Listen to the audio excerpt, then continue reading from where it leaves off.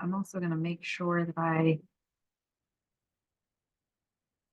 am ready when I get to my live demo. Over here.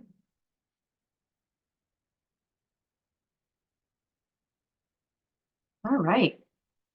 Looks like we're recording, so we'll go ahead and get started. Welcome everyone to the Evergreen Provider Organization Location Administrator Training. I think probably most of you have met me at this point, but in case you haven't, my name is Leslie Miska, and I am the Office of Aging and Disability Services Information Services Manager, and I will be leading today's training session. Next slide, please. As a participant in this session, you have been added in listener mode, therefore your line is muted. However, I do want to be able to respond to any questions that you might have, so please take a minute and open up your Q&A box so that you can submit questions to me throughout the presentation. And you can feel free to add questions to that at any time, and I will have plenty of time at the end of the slide deck to answer your questions live on the call, or if we don't have enough time or if I don't have an answer for you, I can certainly respond to those after the session ends. Your Q&A icon should appear on your Zoom window menu. If your screen is small, like my laptop screen, you might not see it right on the menu itself. You might have to click the little 3-dot ellipses that says more to find it listed under some of your additional menu options. But definitely open that up because we want to be able to answer your questions. Next slide, please. During today's training session, we will cover the following topics: new features in Evergreen, about this role, what this role is, how to search for organizations and locations, how to manage the organization location profile, and how to set up coverage, and how you can request new user accounts for Evergreen. Next slide, please. And next slide, please. Prior to watching this, prior to participating in this session, you should have watched the Evergreen microlearning videos. If you haven't had a chance to do that yet, you certainly can still do that after this session. Those are available out on our website at maine.gov/dhhs/EIS/Evergreen. And you'll want to go to the training page, which is a submenu off of that Evergreen project page. And there are 7 microlearning videos. There's one dedicated to search and how to do different types of searches in Evergreen. There's one for dashboards. There are 2 different types of dashboards in Evergreen. One of them is the My Dashboard, or your staff user dashboard, and that's what you're going to see when you log into the system. And then there's also one for each of our person records that's referred to as the person dashboard. That microlearning video will cover the distinctions and how you can find both of those. There's a microlearning video dedicated to the person record itself, which is where we capture all the demographic and personal information about the people that we serve. There's one for health information, which is a specific section under the person file or record. That is where we capture the diagnoses, medications, allergies, etc. There's a queries and notifications microlearning, and queries and notifications are tools that will help you manage your outstanding work actions or things that you need to do in the system. There's one for progress notes, which is where you'll document your case notes or details about your interactions with the person that you serve. And then there's one for attachments, which is a feature in Evergreen that will allow you to upload documents to the person record that might be supplemental to the forms that you'll be filling out in the system. Please note that we won't be diving in and covering all of these topics in granular detail today, so you'll definitely want to listen to those microlearning videos if you haven't had a chance to do that already. And you can always go out and listen to them as many times as you'd like as a refresher. Next slide, please. If you've participated in any training sessions already, you've probably already heard about the microlearning videos, and you've probably already heard about this slide as well, but I wanted to make sure if anybody is joining for the first time that you are aware that Evergreen is a shared system. So Evergreen has been live since May of 2019, if you can believe that. And that was when we had our first kind of mini internal pilot deploy. And we have just a couple of state staff using the system for our program management waitlist functions for Section 21, which has now been expanded to Section 29. And then in June of 2020, we went live with the Adult Protective Services programs in Evergreen. So they've been using the system under that portion of the Evergreen system. So there's the Evergreen person record side, and then there's the Adult Protective Services side of Evergreen. The Adult Protective Services side is where we collect our Adult Protective Services reports. And the Evergreen side is where we basically do everything else. And the Evergreen side, or the person record, as we refer to it, is where all of our ODES EIS functionality will migrate into when we go live. And this is where the actual person record is contained as well. So all of that demographics, health information, that's where we will conduct all of our forms and that kind of stuff under the Evergreen person record in the context of an Evergreen person.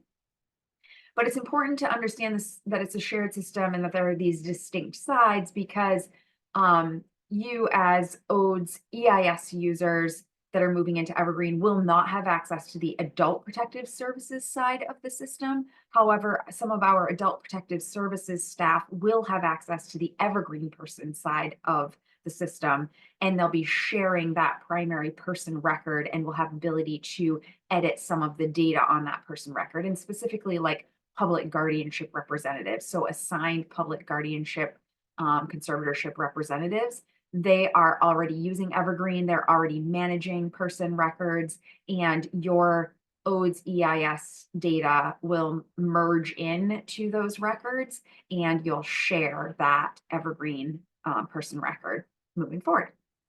Next slide, please. Some of the benefits of Evergreen include a robust self-service set of help features. So one of those is the ability to reset your own password, which is very exciting. You don't need to reach out to somebody on the information services team to reset your password. If you forget that, you can use the reset password feature to reset that yourself.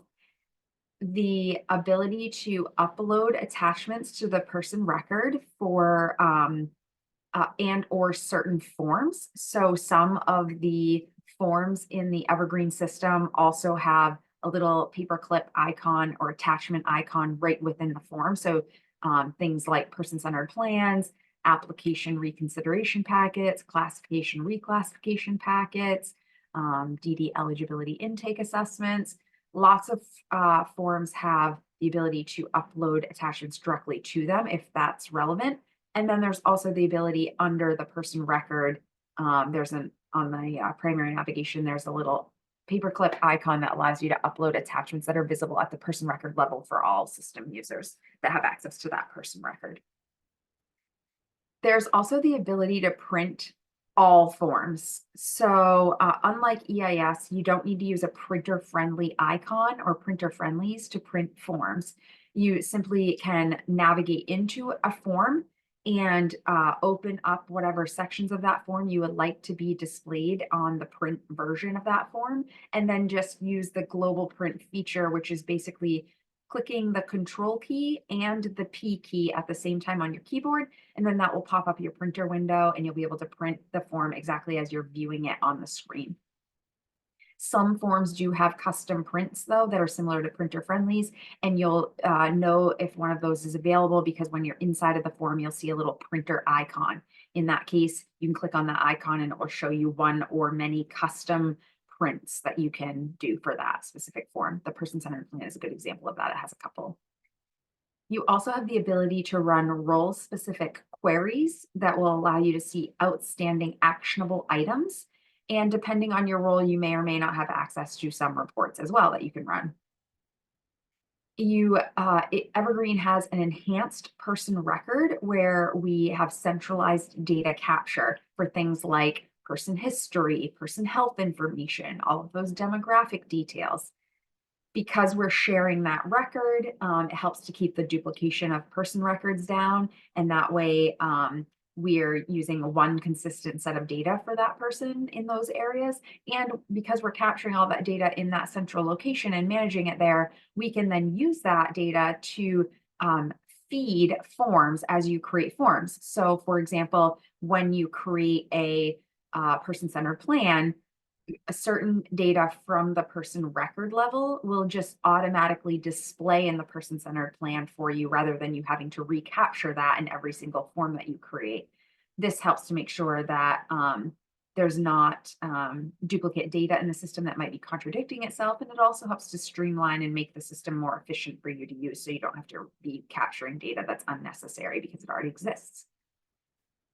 And then the final benefit that I wanted to highlight today is that Evergreen is compatible with both tablets and laptops or desktops. So it also may size down and be usable on your smartphone device, but we cannot guarantee that. Depending on your screen size, it may or may not adjust down to that device size, but we can guarantee it to a tablet size. So if you have a work issued tablet or your laptop or PC, you can use it in any of those on any of those devices.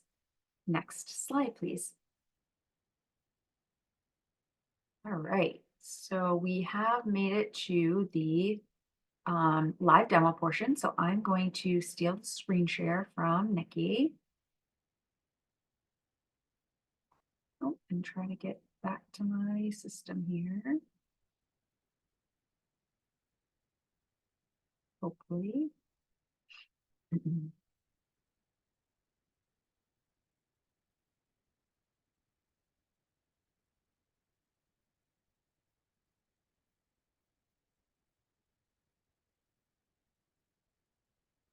just forget that I have to click that extra share button in Zoom. I always wait for it and then it's like waiting for me. All right, so I'm gonna log in here as the location administrator role. This is our test environment, so please bear with me. It's a little bit slow and hopefully we won't run into any challenges here. But while I'm waiting for this to log us in, I will tell you a little bit about this role. So the organization administration role and location administrator role are a new concept, sort of a new concept in Evergreen. We created a specific role that agencies can choose to designate an administrator at the organization level, top level organization level, and or at each of the lower level locations to help manage your organization and location profile information. So like addresses, phone numbers, billing contacts, those types of data, to be able to help manage those and keep those up to date within Evergreen, so that you don't have to request somebody to do that for you. You can just log in, navigate to your organization or your location profile and make those edits that you have the ability, things that you have the ability to edit. So if you have somebody at your organization that you would like to designate as the organization administrator and or another individual or set of individuals that you'd like to designate for your location administrators, you can do that by submitting a request to my team. I'll be sharing the website, the email address and the form for doing that shortly. But in the meantime, if you are ready and you want to submit that up, you can email evergreen.dhhs@maine.gov. All we need is the person's name, title, email address, phone number, and if they exist already in EIS, we just need their people ID from EIS. If it's somebody that doesn't exist in EIS yet, because they're not a user of the EIS system, and they'll just be somebody in Evergreen that will be doing just this role only, then you can fill out a new user form, which you'll have to wait for the new user form. I'm still working on getting the Evergreen new user form created, but as soon as that's ready, hopefully in the next week or so, I'll share that out, and then you can submit at that time.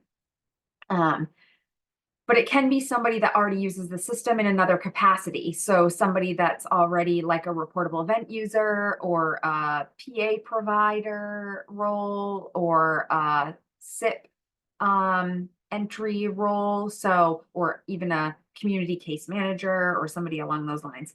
But it can be somebody completely separate and different if you choose as well.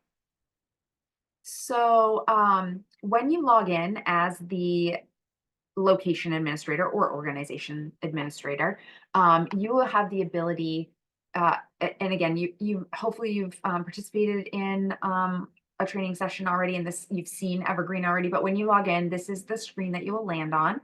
This icon in the upper left-hand corner here with the trees is going to always bring you back to this landing page, this My Dashboard page. So this is the dashboard here. That's your staff user dashboard.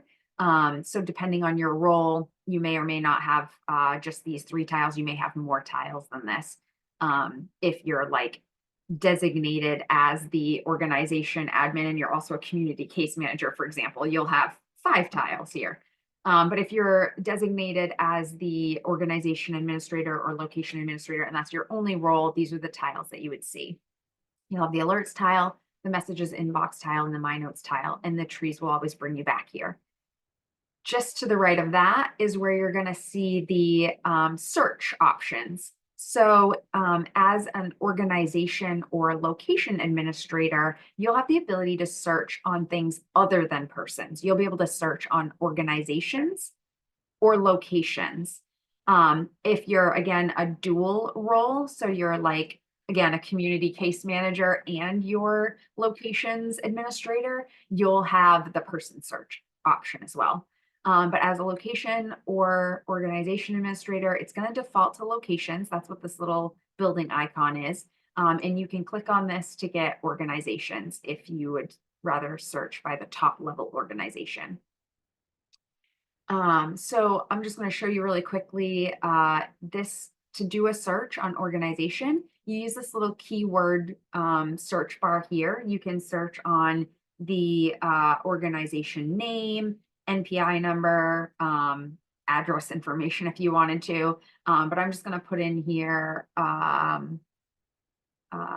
think waiver will give me some results. This is a test environment, so there's test data in here. But so I typed in waiver, it gave me a matching organization that's set up in the test environment that has in the name of it CCM agency and waiver provider. So that's in the short name and the full name for this organization.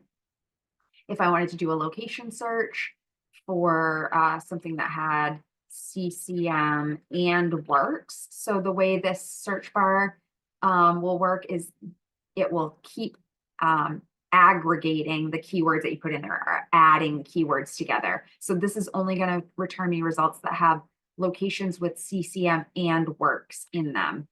So there's only one result that has that. But if I take works off there and I just do CCM, oh, that wasn't a good example, I guess. Let's see if agency.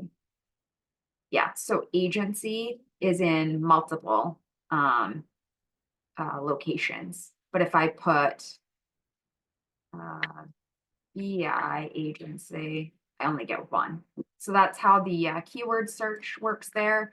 And then this little icon to the right is your search history. This will keep your last 20 searches so that if you're going to be searching for the same like organization or location, you can just click that and it will just rerun it. You don't have to keep typing it. And this little icon here is your advanced search. So if you need to narrow your results more, so like if you're an administrator for Goodwill or HCLI or somebody that has lots of locations, you might not want to use the keyword search. You might want to come in here to the advanced search and type in specifically like status or an NPI or, you know, something town or something along those lines to narrow your results down further.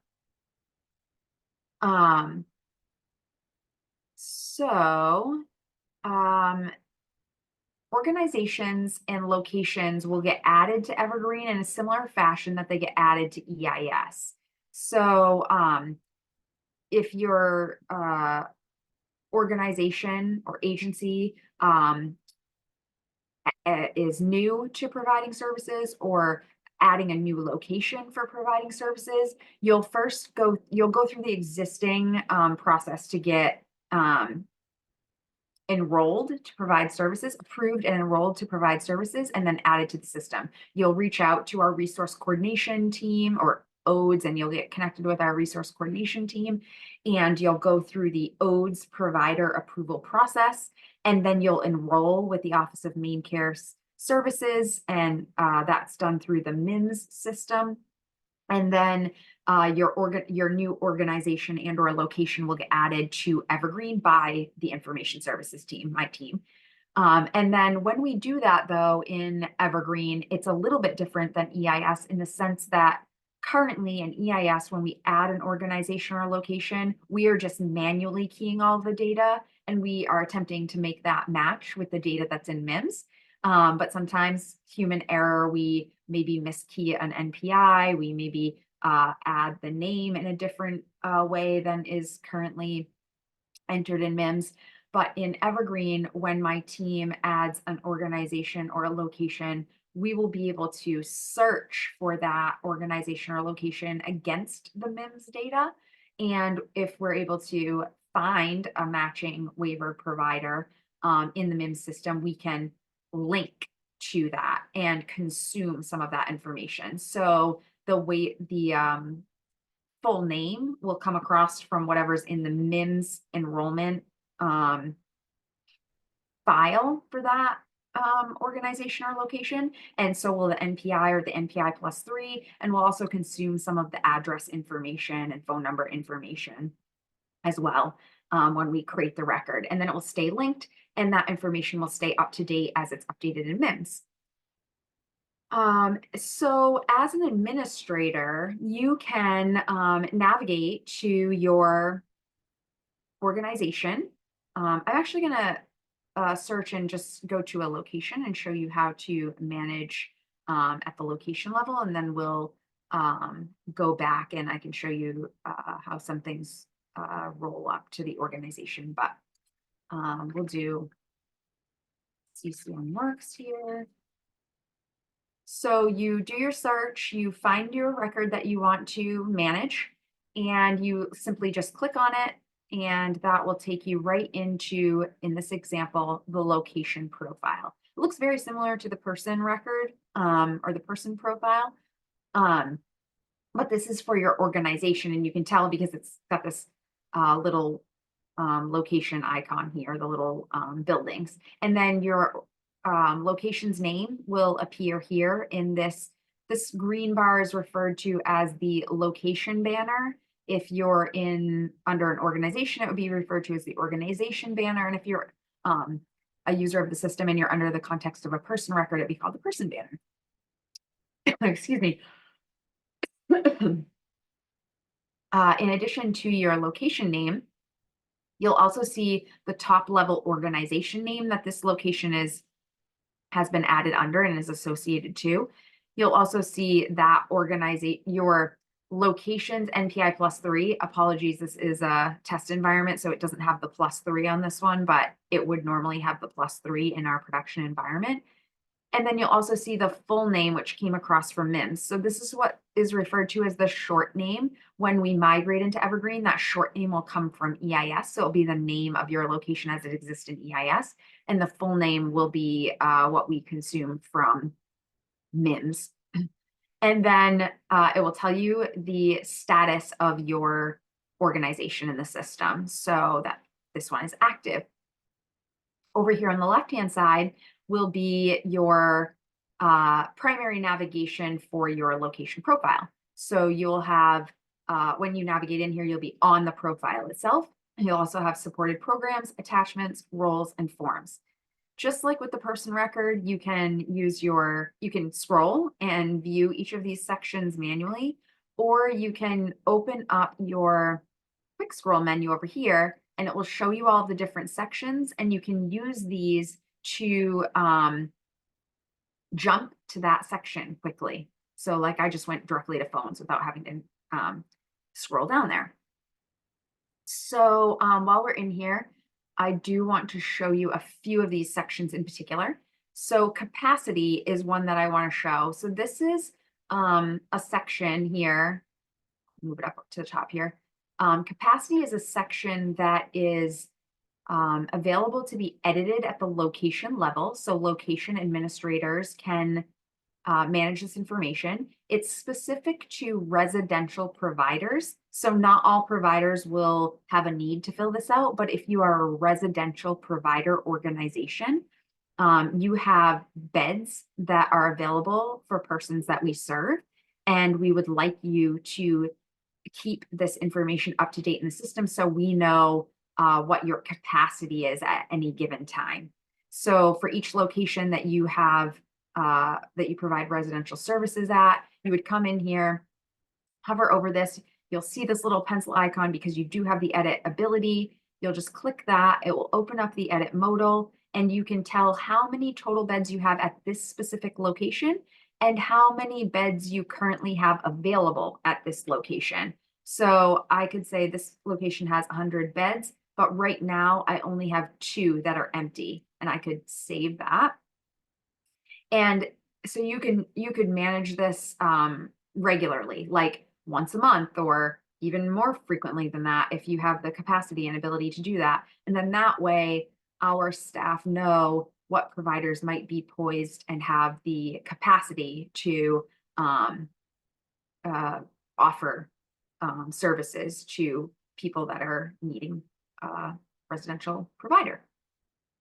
This information will roll up to the organization level. So I'll show you that after we get through this profile, but each location under this organization that provides these residential services can have this data captured there. And then when you navigate to the organization level, it will display capacity, and it will be the capacity for all of the locations under that organization and how many beds are available across all the locations.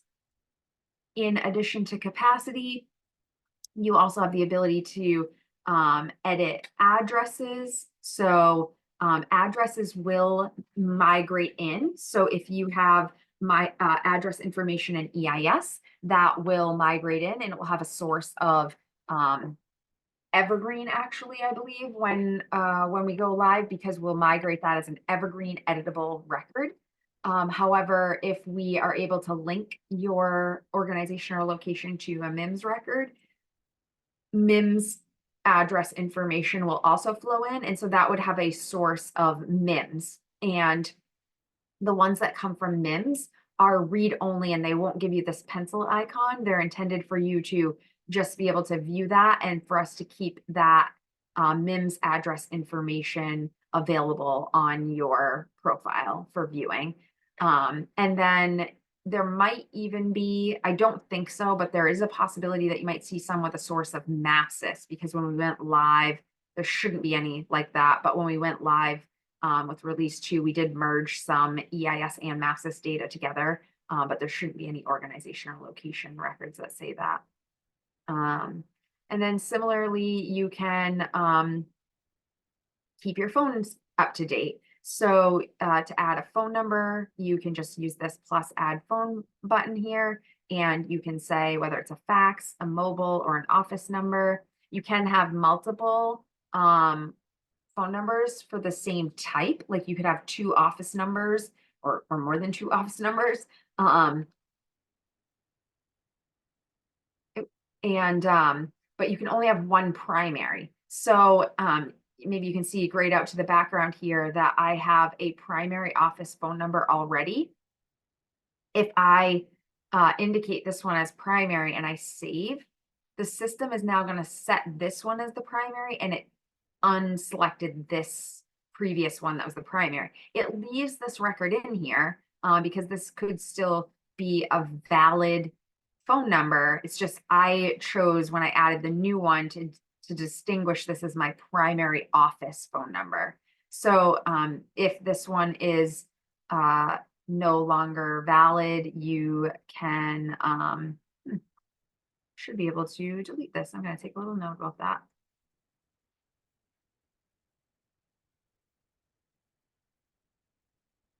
Our test environment just doesn't have that, but you should have a little trash can icon to be able to remove phone numbers that are no longer valid. You can also view your specialty type information that's coming across from MIMS. Again, this is a test environment, so this is uh, just data that we added to the system so that you could see it. But when linked to MIMS, it will show you your waiver programs that you're enrolled in and the specialty type that is. So 174 is brain injury waiver. So in this test environment, we had set CCM works up as a brain injury waiver provider, which is a little contradictory since we called this CCM works, but it's a test environment. And then this specialty has an effective date range in MIMS from November 1st of 2014 to all the way out to 2029. It's probably not going to have that long of an effective date range. Maybe, maybe not in production, but this gives you an idea of how it will look. It may also just have no end date, and then it would say no end date. But I think typically in the MIMS data, there is a start and end date. The end date just would be in the future. And then it will also show you whatever services you might have been set up to provide. And then down here under points of contact, that's the other one that I really wanted to point out for you. This is where you can keep things up, keep us updated on who your president or CEO is, or the director or program manager for your location, or a billing contact, or any other pertinent location level contacts. So you have the ability to add them. If there are ones that migrate over, you have the ability to edit those. You can tell which fields are required based on this red asterisk and the yellow bars. So red asterisks means that you have to fill that in order to save this modal. Yellow bar indicates that that's required to submit as well. So in this case, because we're in a profile, the fields have both. But if you were in a form, you might be able to, in like an edit modal or a create modal, have just the field with the red asterisk. And then when you're trying to submit the form, you'd have to make sure that the other ones were filled. I can edit this to just say Leslie and not have an extension anymore.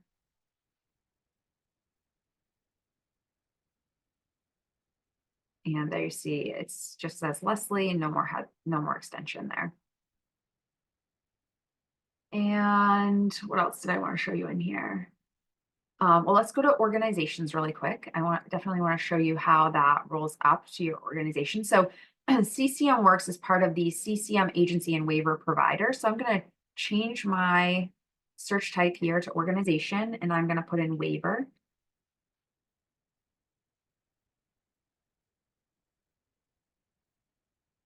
And this brings me to my organization level.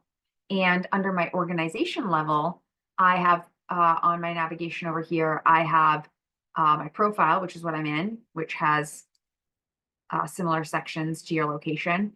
I also have a locations icon. So when I search for the organization, I can click on locations, and this is going to give me a list of all the locations that roll up or were created under this top level organization. So you can see here, Community Caseworks is right here. And I can navigate to Community Caseworks from here if I want to. So it goes that way. And then I can also see all the staff members that are assigned to all of the locations under my top level organization. So for example, here, this Annie CCM, she is, you can use this little caret icon here to drop this drawer down, and you can see some of the same information that's available to you in the table. But if you scroll down, you can see that Annie is assigned to Community Caseworks, and she's assigned as a community case manager role. So you can see your staff members that way. You can use these little search bars to narrow your results that you're seeing in those tables. And then you can also see what programs your organization was set up to support. So main care waiver section 13, 18, 20, 21, 29. These will be applied when your organization is added to the system by my team. So if you ever see any um, and these will be, sorry, these supported programs will be an aggregate of the programs for all of your locations when you're under the organization level. So if you have one location that supports section 18 and then another location that supports 21 and 29, you'll see all of them when you're on the organization. But if you go back to the location,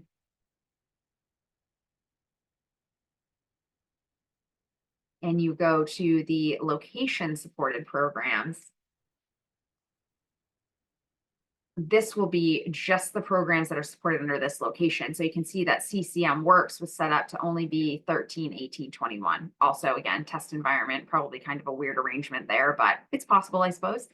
And then you also at the location level have the ability to upload attachments. So if there's some sort of document that you need to share with the ODES resource coordination team or the community case management liaison team or our management team at ODES, you have the ability to upload those and make those available at the location or location level.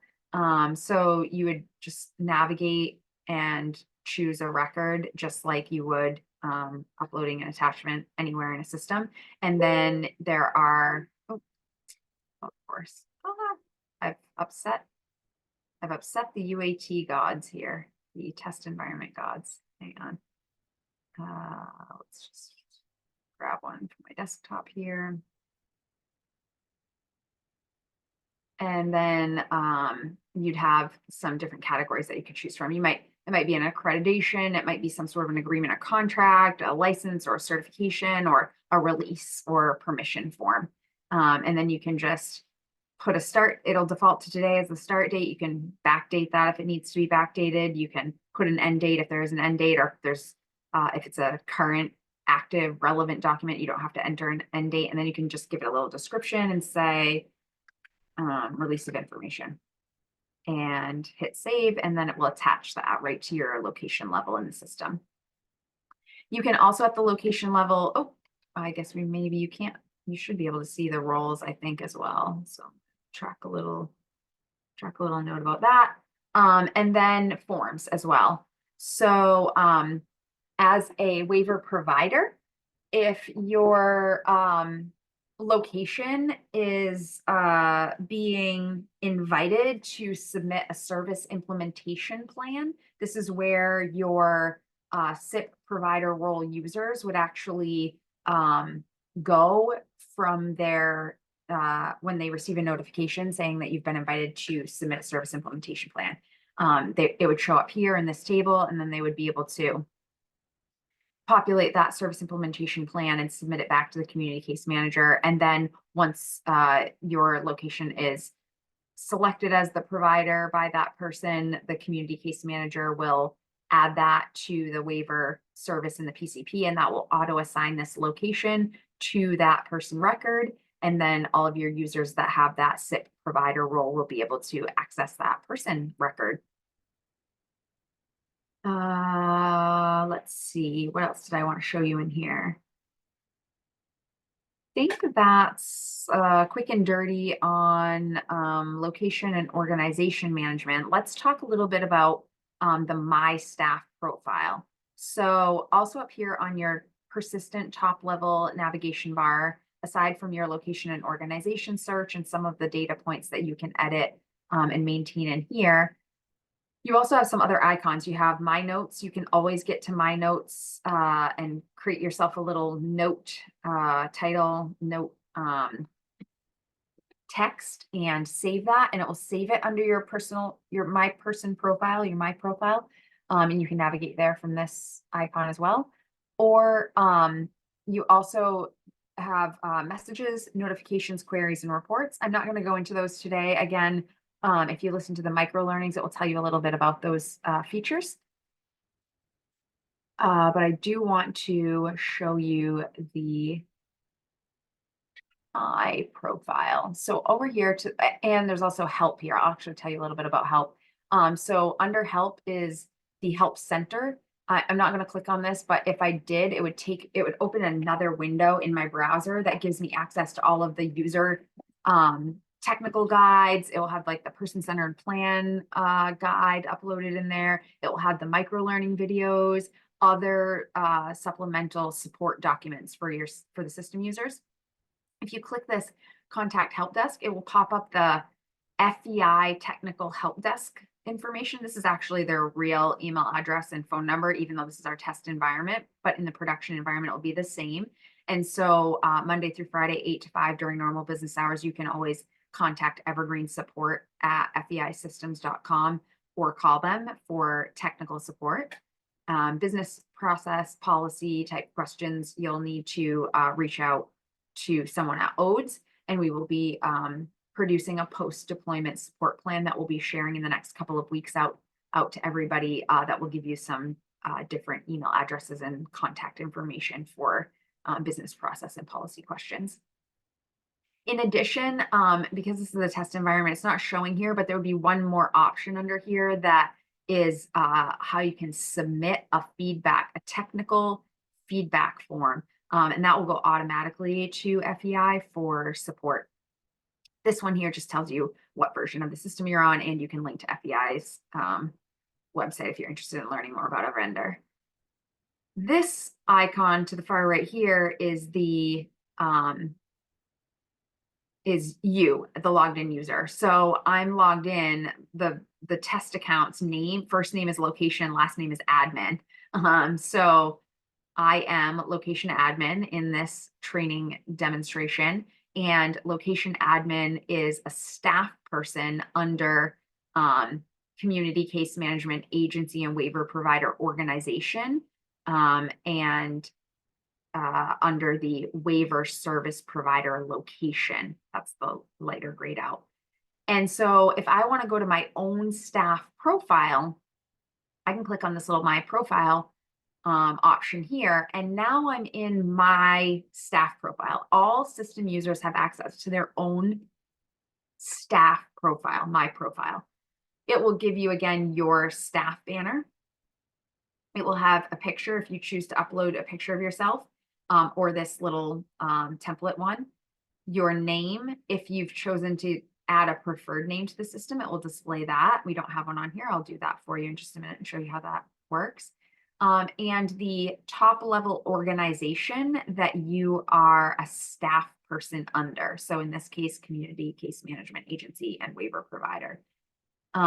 You'll come into the profile just like any other place. Again, you can scroll to see all the sections, or you can use this quick scroll, sorry, to get to the different sections. So for example, if I wanted to update my and add a preferred name, I could say that my preferred name is Jane and save that. And now it has saved Jane here. And now Jane shows up here for me as a preferred name. You have the ability to edit your own phone numbers. You can add identifiers, edit identifiers like driver's licenses, state ID, employee IDs. If you want to have that associated with your staff profile, you can, again, manage your own phone numbers, add phone numbers, edit phone numbers, addresses as well. Some data will flow in from EIS if your EIS staff user profile has a phone number, email address, physical address. Those will flow in here, but they will be editable for you so you can keep those up to date. So if your email address changes, you can just edit that, and then we'll have your up-to-date email address here. If your address changes, you can update that. If you get a new phone number, if you want to add addresses or phone numbers, you'll be able to manage that. You can also edit your language information. So if what migrates in here is not accurate, you can edit it, or you can add languages. If you speak fluently in several languages, you can add that. Or if you know a little bit about a language, you can add that. So you could say, I know American Sign Language. I have intermediate experience. I would say we'd have to choose limited. And then limited, and we won't make this primary, and we can save that. And now we have two languages on here. See, this is the little trash can icon that I was trying to show you on the other one. So if it's no longer relevant, if something's no longer relevant, then you can use the little trash can icon, and it will say, are you sure you want to permanently remove this record? And then you just say continue. Oh, and it's telling me I don't have permission. But if I did have permission, it would let me remove that. And then you can also keep your title up to date, your employment title up to date, and you'll be able to see your supervisor and person assignment types that get added when we set you up as a new user. These areas are not editable by the role, by you. You do need to go through us to get that information updated, my information services team. So again, our post-deployment support plan will tell you how to do all that stuff. You don't have access to the account, but you do have access to your location, role, and program assignments. So you can click on staff responsibilities and see what locations you have a role under. So location admin has a role under waiver service provider location. And you can click this little caret drawer here, and it will tell you that down here at the bottom, you are assigned to provider location administrator and test environment. It should show me what my role is there, but apparently I don't have a role there. So apologies that I don't have a good example to show you, but if I was the community case manager, it would say community case manager. And then this is the feature that I wanted to show you here as well. It's called staff delegations. I'm gonna just close that because that's driving me bananas. This is where you can set coverage. So as a system user, if you know you're going to be out on medical leave or some long-term leave or a planned leave, even just like a short vacation, and you need somebody to cover for you, this is where you would go. You would click over here, navigate to my profile, click on staff responsibilities and choose staff delegations. And then you would use this little plus staff delegation in the upper left-hand corner. You would indicate which, if you're assigned to multiple locations and you need to set coverage for multiple locations, you'd have to do one at a time. If you're only assigned to one location, you'll only see one in the dropdown like we're seeing here. So I'm going to say I want to set up coverage for waiver service provider location, and then it will give you all of the staff that are part of that, excuse me, also part of that location, so that you can choose which of those staff members you want to delegate as your coverage, who will be covering for you. So these all have sort of weird names, but they would be the actual person's name. And then you can say when you want that to start. So if I know I'm going to be going out on vacation in a week, I might want to set this up now so that I don't forget. So I can like advance date this. So I could say, I want this to start on Monday, the 29th, and I want this to end on February 9th, taking a 2-week vacation. And then I hit save here. And what that will do is on February 29th, it will automatically allow, January 29th. I guess I picked the 28th. It will automatically allow this person to access the system on your behalf and conduct your outstanding tasks and work actions on your behalf. Now, if you were listen to any of the other training sessions, I did cover staff delegation a little bit in at least one or two of those. Even though you're logging in the context of that person, so you basically can see what that person can see, any actions that you take in the system will still be committed to the database as being completed by you. So it will show the modified by or the created by as you, not the person that you're logged in as. And if you've been set up to cover for somebody, you'll see, or if you are assigned to multiple locations, under your name over here, you'll see this change account context. That's how you would log in on behalf of that person that you're providing coverage for, or change the location that you're logged in under. This would take you back to the login screen so that you could select the appropriate location and person that you want to log in as, yourself or that person that you're covering for. And then if you set your staff delegation up with an end date, after that date, the system will automatically no longer let that person log in on your behalf.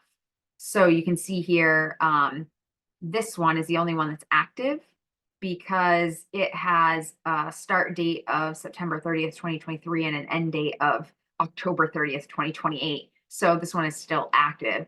But the one that I just set is not active because it's not yet January 28th. But if we came back in here on January 28th, this would then say active, yes. And then this test account would be able to log in as location admin and conduct work on my behalf.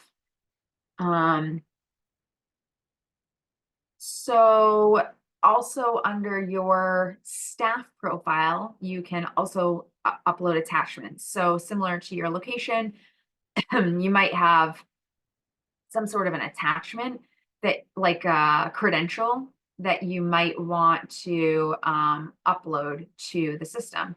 So let's show you the categories that are available there.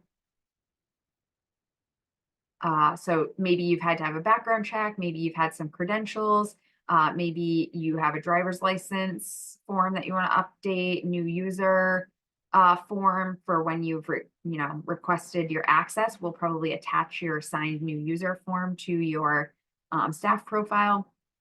Your if you have any staff supervision documents that you want to manage here, or state ID related documents, you can do that. So I'll just do new user form. We'll have the effective date as today, and then we'll leave that open. And I'll just say,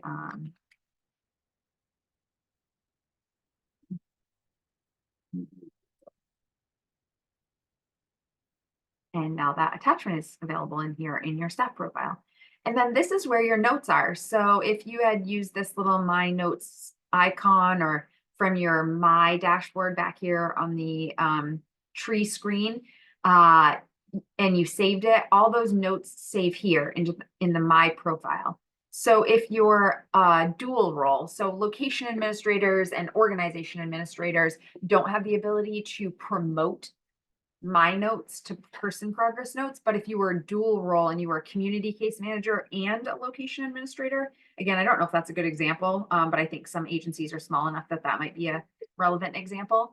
If that was the case, then as a community case manager, because you have that role, you would also see over here a promote option, and you could promote that note up to a person level general progress note. But in this case, I'm logged in as just a location administrator, single role. I don't have that ability, but I do have the ability to edit these notes from here. So I can go in and update the message and save that, and it will update that for me. Let's see, what else did I want to make sure to cover with you? So as it relates to system users, I may have mentioned already, apologies, I've done a few trainings today, so I can't remember if I said this, but new users for Evergreen will be requested in the same way that current users are requested for EIS. You will need to fill out an EIS new user request form, an Evergreen new user request form, similar to the EIS new user request form that you fill out now. We are still working to revise that form for Evergreen, so we will share that out in the next couple of weeks for you. And then those will get submitted to my staff, the information services unit, and we will create your Evergreen user accounts. Now, for those of you that are currently using EIS, you'll already have an account in Evergreen because those will migrate over. And when we go live, you'll receive an email that will allow you to set your credentials for the Evergreen system. So it will give you a URL and a temporary login set of credentials a permanent username, but a temporary password, and it will let you set your permanent password. We'll be sending out instructions on how, what to expect when we go live and what you'll see in that email and how to do that. Um, and then you'll automatically gain access. But if you hire somebody new and they, after we go live and they need to be added to the system, you'll fill out the Evergreen new user form and you'll submit that back to us via email and we'll add them to the system. And then that user will receive the new user email once they've been set up. With that, I think I will stop sharing and give this back to Nikki so she can put the slides back up for us.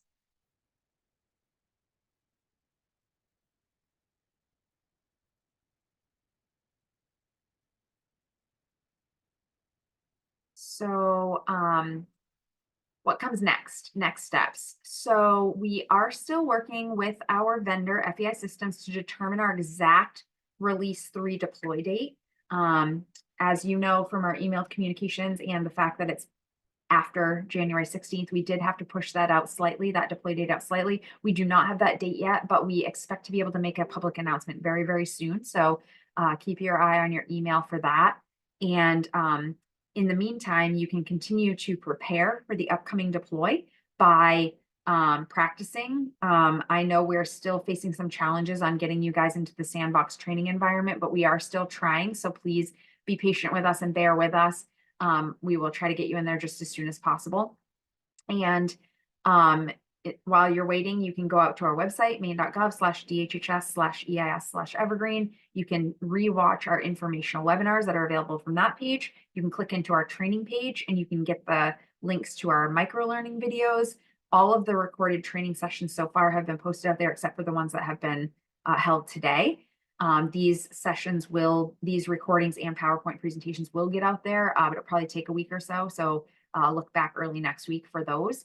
And you can also read the FAQs that are out there. We are continuing to update our frequently asked questions, and we hope to add some more frequently asked questions to the website soon. You can continue to tie up loose ends in EIS, depending on your current role in the EIS system. You may have reportable events that are in progress, progress notes that are in progress, other forms that you might want to try to get finished up before we go live. So definitely be working on that. If you haven't already, I encourage you to sign up for at least one or more of the Q&A sessions that are going to be led by our vendor FEI Systems in early February. This is an opportunity after all of our training sessions have been completed and hopefully you've been added to the sandbox training environment for you to come and ask any additional questions that you might have. They're 1 hour open forum question sessions where we'll allow you to submit questions and I'll answer them live just as fast as we can. And hopefully get through all of them. And then obviously also, just like with any of the other sessions, you can always email questions, feedback at any time to evergreen.dhhs@maine.gov. We are monitoring that email box and trying to respond to things as quickly as we can over there. So I do see some questions in the Q&A. Next slide, Nikki, and I will answer the questions that we have. We do still have plenty of time together. So if you have questions, go ahead and pop those into the Q&A right now, and I'll try to get through all of them before we have to wrap up today.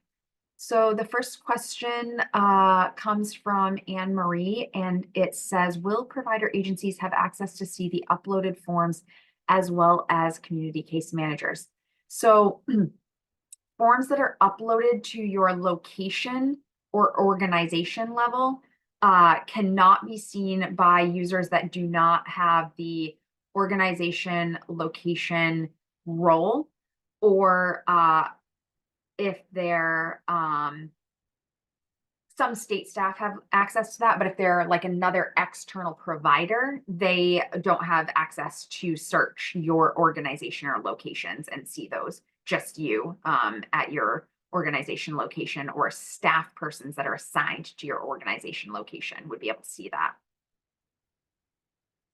Someone else asks, can you explain the tool roles again and what the person needs to do? Yeah, so organization admin would have the ability to log in and edit data at the organization profile level, just keeping top level organization addresses, phone numbers, um, contacts up to date.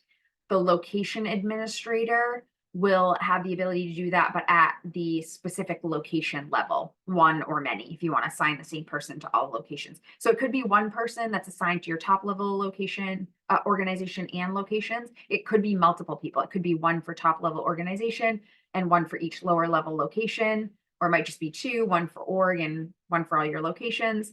Or and again, it could be somebody totally separate, or it could be somebody who's already an EIS system user for another role, and they would just be given that dual role.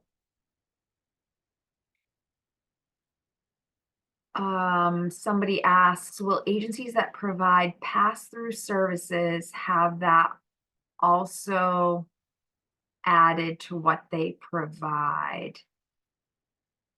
Um, I'm not sure what is meant by pass-through services. And not sure where I was in the presentation, apologies, as to whether I'm not sure how to answer that. I don't know if whoever asked that question can try to give me some additional context. I'll skip that and try to come back to that. David asks, so I will need a login for Evergreen. How do I do that? I am presently a user of MainCare PAS online portal, PAS online portal. So David, if you are currently a user of EIS, and you have an EIS login, you will automatically be set up with Evergreen, and you'll get the email on the morning of our deploy so that you can access Evergreen.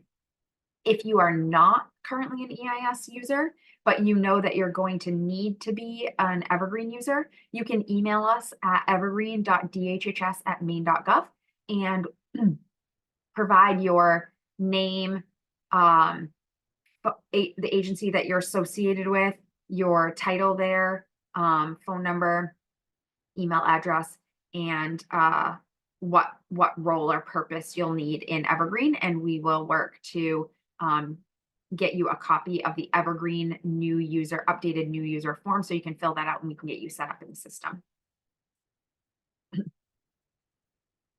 Someone asks,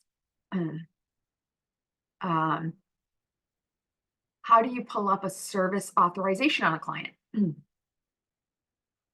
Great question. So to pull up a service authorization on a client, you would need an appropriate role. So as an organization or location administrator role, you would not necessarily have the ability to view service authorizations. However, if you're a PA provider role or a SIP provider role, or a community case manager or BI care coordinator role, you would have the ability to view service authorization forms.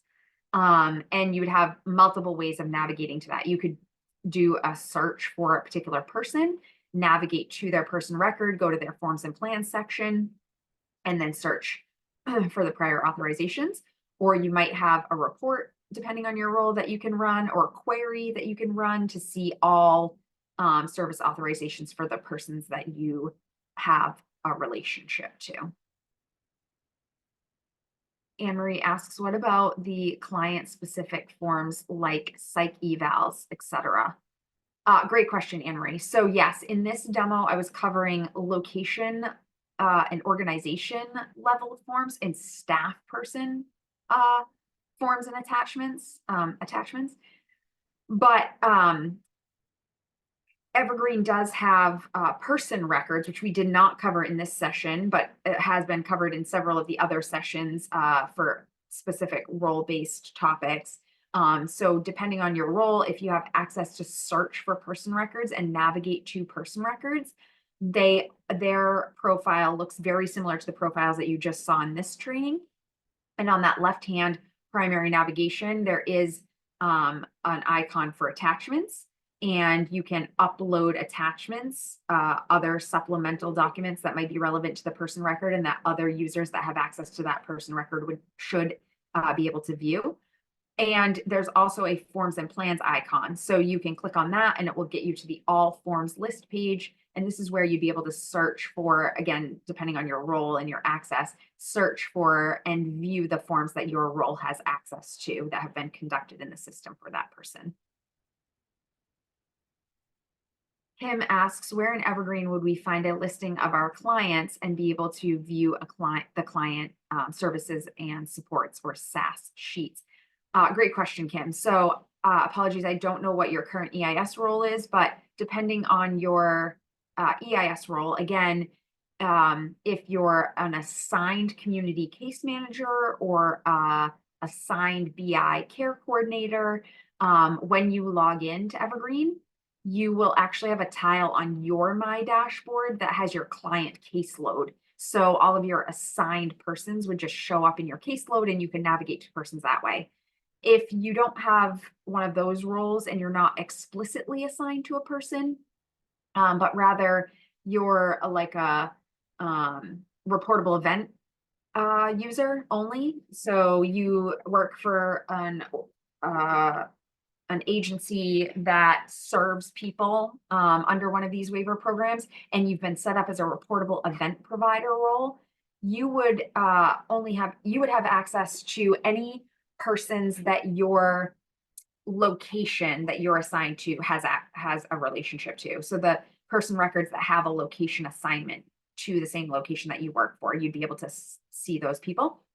You can search for them using the person search under that type of a role, or you might also, again, have a query that you can run or a report that you might be able to run that will give you your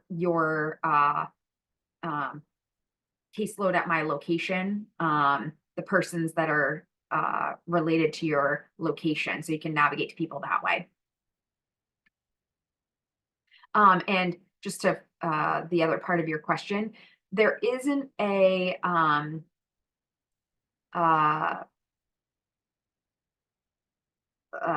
services and supports form the same way that there is in EIS.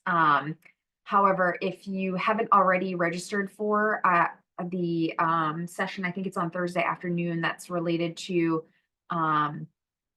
service implementation planning and classification and prior service authorizations, I highly recommend that you sign up for that session, and we'll cover more specifics around the forms that you need to fill out for authorizations and how those get created in the system and approved in the system, and then where you can find that data under those roles. Someone asks, can there be multiple people assigned to one role? For example, can two people be the organization administrator? Yes, of course. If you have multiple people that you want to assign as an organization administrator for your organization, you certainly can provide multiple people's names, and we will give them both that role, and they will, or as many, if there's more than two, we'll give them all that role to your organization, and then they'll be able to log in with that role and navigate to your organization and keep that information up to date, share that responsibility. Linda asks or indicates, I am in accounts receivable. My only use of EIS is to look up and print out authorizations to put them in my billing system. What would my role be?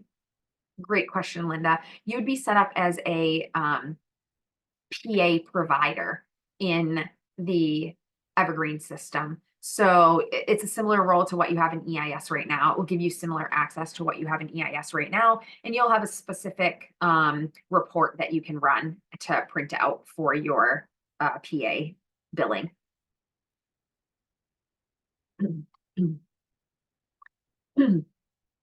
Sorry, I have quite a frog this afternoon in my throat.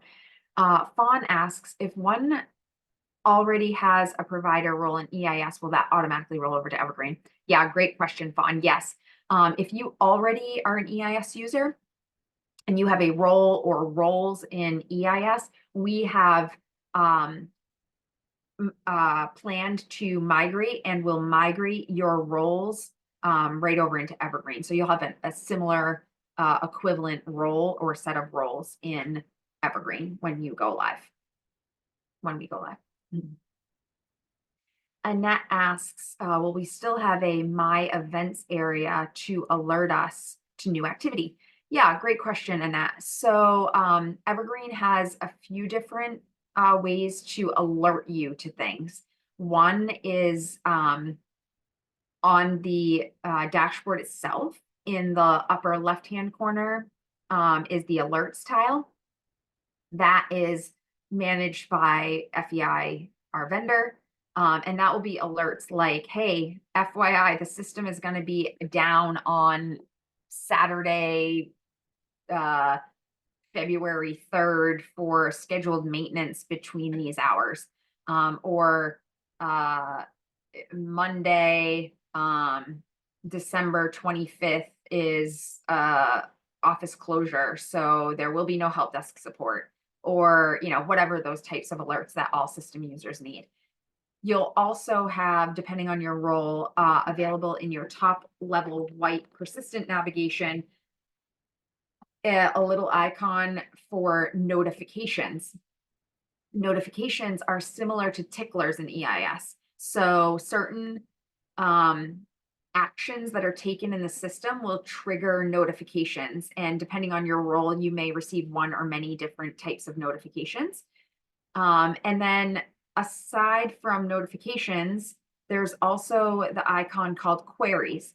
Queries is a place where you can go visit on your own frequency. So again, depending on your role and how much you do in the system, you can run queries daily, weekly, monthly, whatever makes sense for your role, multiple times a day, if you're a community case manager. But again, depending on your role, you may have one or many queries, and queries are kind of like a report, but what it does is allows you, depending on what the query is, select some filter criteria, and then it goes out and it searches the records that your user role has access to, and it will return results for you based on the criteria that you've selected under that query. So an example might be a community case manager, or actually I'll use like a reportable events provider, right? So you might be set up as a reportable events provider user of the system. So you have the ability to create reportable events. There's a query that you would be able to run that would let you filter down to see what are all of the reportable events that I have created, but have not yet submitted. Like I didn't finish them, I didn't complete them. Like I started them and then I got distracted and I didn't complete it and submit it. You can run that query and it will return you the results of all the reportable events that you started, but you haven't finished and submitted in the system for all the persons that you have access to. So lots of different places where you might get notices, alerts. There's also in the person record itself, under the like each individual person itself, there is the person summary, which will have critical information. So that's similar to the EIS critical information stuff that exists there.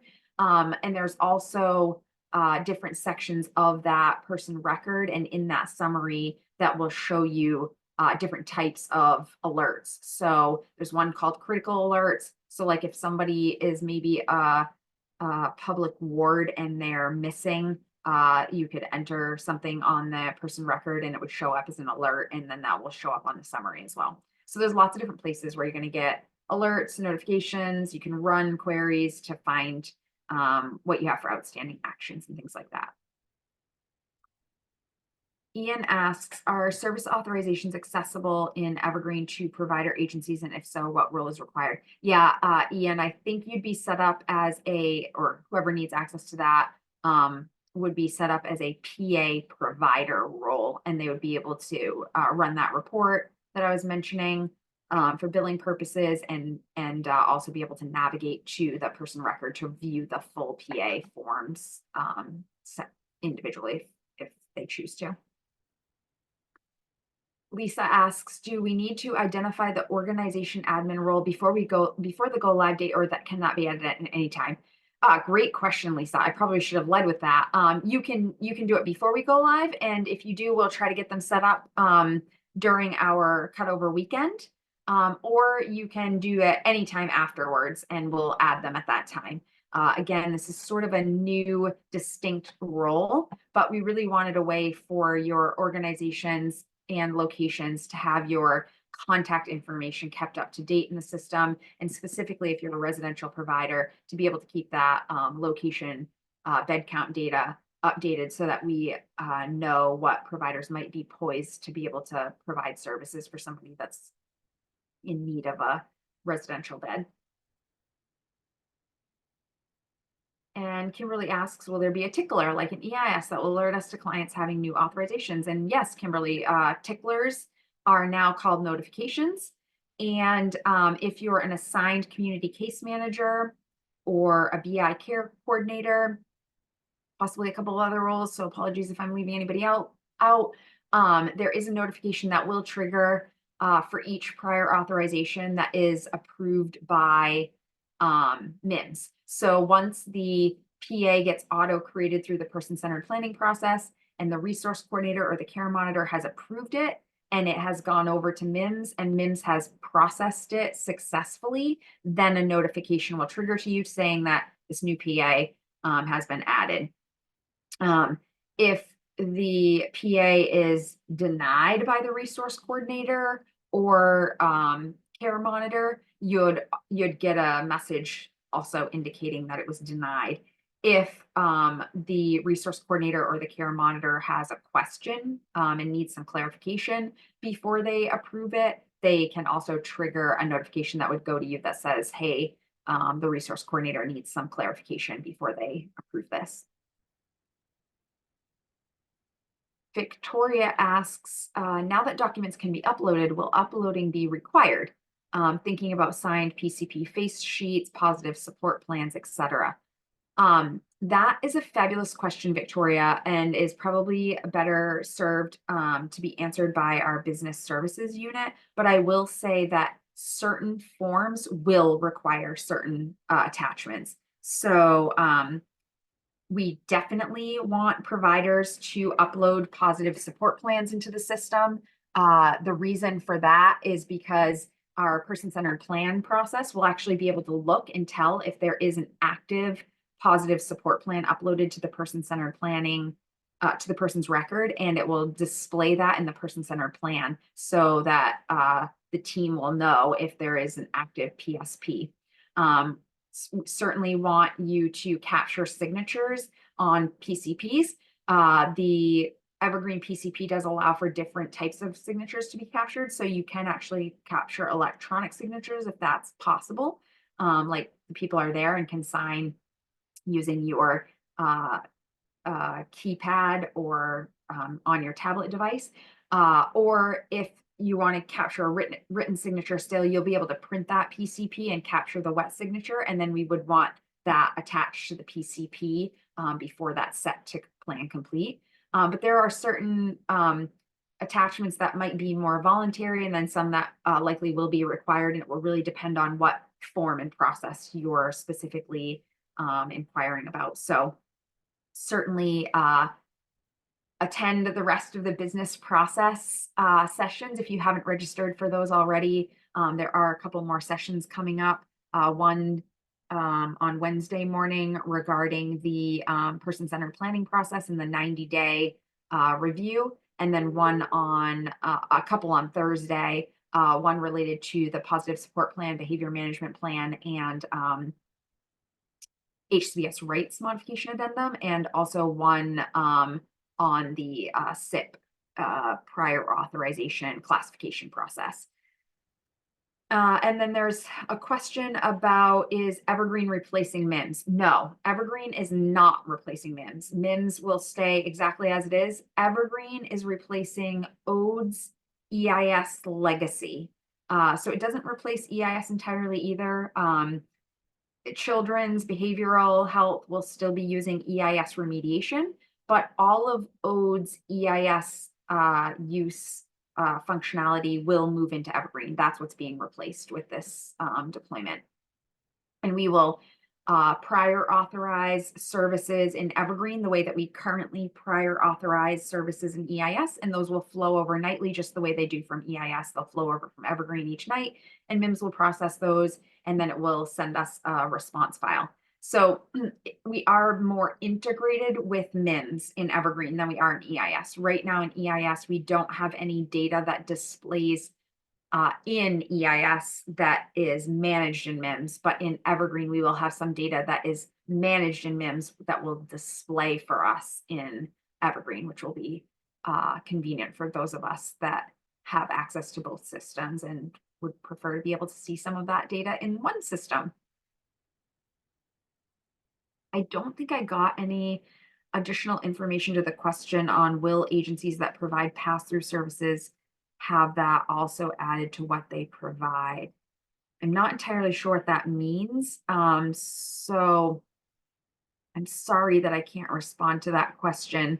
But if you had to drop from this session and you listen to the recording later and you want to follow up by email, we will certainly try to respond to that through our frequently asked questions or through our email.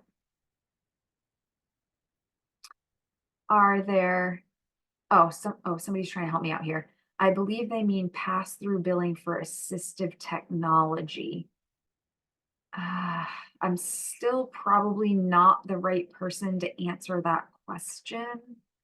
I'm not sure if anybody on the call, maybe Emily. I hate to put Emily on the spot, but Nikki, maybe you can unmute Emily and maybe she can help me answer that possibly. Hi, Leslie. I think they may have concerns with the information that MIMS is returning in relation to, for example, if they're a provider that is authorized for something like AT transmission. Sometimes colloquially people use the phrase pass through because that provider is, again, the authorized provider who's submitting the claim to main care, and the funds are then passed. Again, folks use that kind of a language. So I think that's something that Leslie and I probably could look into, and we wouldn't be able, I think, at this point to have sort of a thorough answer on the way that we're seeing things in the test environment. Again, as Leslie mentioned, if you saw something that made you think, how could that ever happen? I think, again, it's not worth looking at those sort of details at this point in time. No offense intended to those who created that. So that's the best I can do right now, but I think it's something, as we're all getting more experienced and learning, we will work to flesh out any gray areas like that for folks. Thank you, Emily. I appreciate the assist. Lisa asks, when we have clients who have address changes, will that information be able to be changed in Evergreen and MIMS simultaneously, or will that still be two separate changes? Yeah, great question. So you're referring to a person record or client record, and if that person's address changes, can you make a change in one system and have it update in both? So if you change the client record in MIMS and we're linked to that MIMS record, which we should be if the Evergreen person record was set up correctly, it should be linked to MIMS. We will be able to see that MIMS address, read-only address update. If an editable copy of the address has been created, so there is the ability to create like an Evergreen copy of that, that one will not update, but the MIMS address for that member, if it's updated in MIMS, will flow in and update in Evergreen. So we have both, the migration, the cutover migration, and we'll consume some data when we create the organization location and person records at that time. But then those that are linked to MIMS will continue to update certain pieces of information like read-only addresses from MIMS, read-only phone numbers, things like that. Actually, I think phone numbers get set up as editable through the UI, so those won't stay updated. But I think addresses for the person record would show you a MIMS read-only version that would always update automatically from MIMS. Leslie, I'm sorry and I just wanted to clarify. I'm just wanting to make sure that the person that just asked that question didn't I think Leslie was speaking to the person's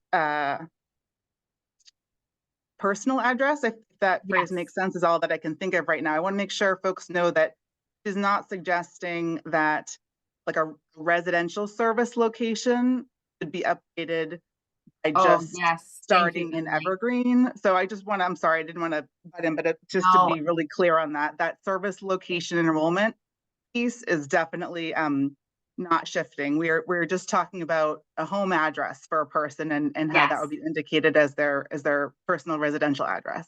Yes, thank you, Emily. That is definitely accurate. I'm talking about a person's a personal address of residential address, not their provider location address.